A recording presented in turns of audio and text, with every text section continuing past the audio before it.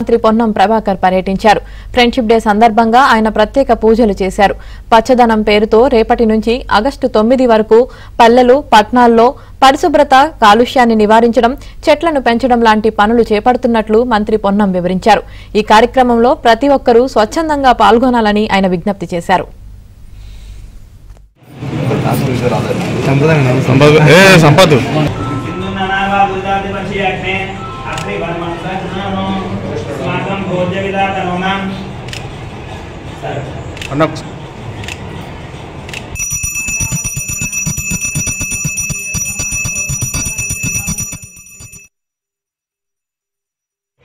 ఈరోజు స్నేహితుల దినోత్సవం.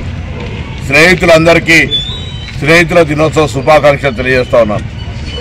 ఆగస్టు 5 నుండి తెలంగాణ రాష్ట్ర ప్రభుత్వం స్వచ్ఛదనం, పచ్చదనం పేరు మీద 9 వరకు పల్లెల్లో, పట్టణాల్లో, ప్రతి ప్రాంతంలో పారిశుద్ధ్యానికి సంబంధించి, అదేవిధంగా భవిష్యత్తుకు సంబంధించిన కాలుష్య నివారణకు సంబంధించి చెట్లు నాటే కార్యక్రమం తీసుకుంటా ఉంది.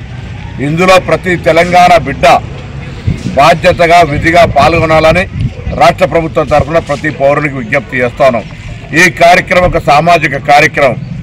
రోజు మీ యొక్క విధి నిర్వహణలో, మీ యొక్క కార్యక్రమాల జీవన భాగంలో ఇది కూడా ఒక భాగం చేసుకొని మన ప్రాంతంలో మనం స్వచ్ఛదనాన్ని తెచ్చుకొని మరి గ్రీనరీగా పచ్చదనాన్ని తెచ్చుకునే విధంగా అందరూ కూడా భాగస్వాములు కావాలని కోరుతూ, ఇది ఎవరో ప్రభుత్వమో లేకపోతే ఇంకెవరో నియంత్రించే కార్యక్రమం కాదు, లేకపోతే మార్గదర్శకత్వం చేసే కార్యక్రమం కాదు.